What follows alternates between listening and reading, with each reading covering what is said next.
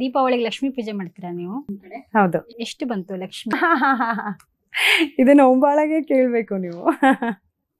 ಎಣಿಸ್ತಿಲ್ಲ, ಬೇಡ ಬರ್ತಾ ಇರ್ಲಿ ಅಂತ ಅಲ್ವಾ? ಖಂಡಿತ ಆಗ್ಲಿ, 1000 ಕೋಟಿ ಕಲೆಕ್ಷನ್. Thank you. ಸರಿ ಮೇಡಮ್, ಎಲ್ಲಿ ರಿಷಬ್ ಸರ್? ಅವರು ಟೆಂಪಲ್ ರನ್ ಅಲ್ಲಿ ಇದಾರೆ ಇವಾಗ. Temple run, okay. Ujjayini, Rameshwaram ಅಲ್ಲೆಲ್ಲ ಟೆಂಪಲ್ ವಿಸಿಟ್ ಅಲ್ಲಿ ಇದಾರೆ.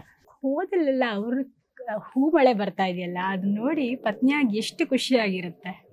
ತುಂಬಾ ಖುಷಿ ಆಗುತ್ತೆ. ಯಾಕೆ ಅಂದ್ರೆ ಆ ಜರ್ನಿನ ತುಂಬಾ ಸ್ಟಾರ್ಟಿಂಗ್ ಸ್ಟೇಜ್ ಇಂದ ನೋಡ್ಕೊಂಡು ಬಂದಿದ್ದೀನಿ. ರಿಷಬ್ ನನಗೆ ಕೆಲಸ ಸಿಕ್ಕಿದ್ರೆ ನಾನು ಹೆಂಗ್ ಮಾಡ್ತೀನಿ ಅಂತ ಅನ್ಕೊಂಡು ಒಂದು ಫೀಲ್ ಇದ್ದಾಗಿಂದ ಅವರು ಕೆಲಸಕ್ಕೋಸ್ಕರ ಹಾತೋರಿತಿದ್ರಿಂದ ಹಿಡ್ದು ಒಂದು ಈ ಥರದ್ದೊಂದು ಪ್ರಾಜೆಕ್ಟ್ಗಳನ್ನು ಮಾಡಬೇಕು ಅಂತ ಇವತ್ತಿಗೆ we feel we are very blessed. ಅಂದರೆ ಇಷ್ಟು ಒಂದು ನಮಗೆ ಇಷ್ಟು ದೊಡ್ಡ ಸಿನಿಮಾ ಮಾಡೋದಕ್ಕೆ ಅವಕಾಶ ಸಿಗ್ತಿದ್ಯಾ, ಈ ಬಜೆಟ್ ಸಿಗ್ತಿದ್ಯಾ, ಒಂದು ಇದೊಂದು ಆಶೀರ್ವಾದನ ಅಲ್ವಾ. ಸೊ ಅದನ್ನು ತುಂಬ ಗ್ರ್ಯಾಟಿಟ್ಯೂಡ್ ಇದೆ ನಮಗೆ. ಆ್ಯಂಡ್ ಅದೇ ಥರದಲ್ಲಿ ಅದನ್ನು ಜನ ಇಷ್ಟಪಡ್ತಿರೋ ರೀತಿ ಆಗಿರ್ಬೋದು, ರಿಷಬ್ನ ಸಪೋರ್ಟ್ ಮಾಡ್ತಿರೋದು, ಸಿನಿಮಾ ತಂಡನ ಸಪೋರ್ಟ್ ಮಾಡ್ತಿರೋ ರೀತಿ ಆಗಿರ್ಬೋದು, ಅದ್ರ ಬಗ್ಗೆ ತುಂಬ ಖುಷಿ ಇದೆ. ಆ ಜರ್ನಿ ತುಂಬ ಎಮೋಷ್ನಲ್ ಜರ್ನಿ ಫಾರ್ ಅಸ್. ಇಲ್ಲಿ ತನಕ ನಾವು ಮೀಟ್ ಮಾಡಿದಾಗಿಂದ ಇಲ್ಲಿವರೆಗೂ ರಿಷಬ್ದು ಪ್ರೊಫೆಷ್ನಲ್ ಲೈಫಲ್ಲಿ ಆಗಿರ್ಬೋದು, ಪರ್ಸ್ನಲ್ ಲೈಫಲ್ಲಿ ಏನು ಹೇಗೆ ಹೋಗ್ತಾ ಇದ್ವಿ, ಅದು it's very emotional journey for us.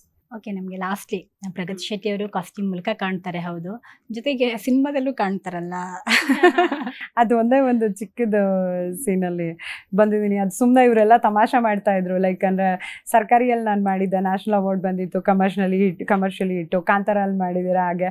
So ಈ ಸಲ ನ್ಯಾಷನಲ್ ಅವಾರ್ಡ್ ಮಿಸ್ ಮಾಡಿಸ್ಬೇಡಿ, ಹ್ಯಾವ್ ಟು ಆ್ಯಕ್ಟ್ ಅಂತ ಅಂದ್ಕೊಂಡು ಎಲ್ಲರೂ ಗಮ್ಮತ್ತು ಮಾಡ್ತಾಯಿದ್ರು. ಸೊ ಹಾಗೆ ಸುಮ್ಮನೆ ಅದಕ್ಕೆ ಒಂದು ಜಸ್ಟ್ ಪಾಸಿಂಗ್ ಶಾರ್ಟಲ್ಲಿ ಬಂದಿರೋ ಥರ ಹಾಕಿದ್ದಾರೆ. ಖಂಡಿತವಾಗ್ಲೂ ಒಂದು ಹೆಣ್ಣು ಒಬ್ಬ ಪುರುಷನ ಏಳಿಗೆಗೆ ಎಷ್ಟು ಸಹಕಾರಿಯಾಗಿರ್ತಾರೆ ಅನ್ನೋದನ್ನು ತಮ್ಮನ್ನು ನೋಡಿ ನಿಜಕ್ಕೂ ಅರ್ಥ ಮಾಡ್ಕೋಬೇಕು.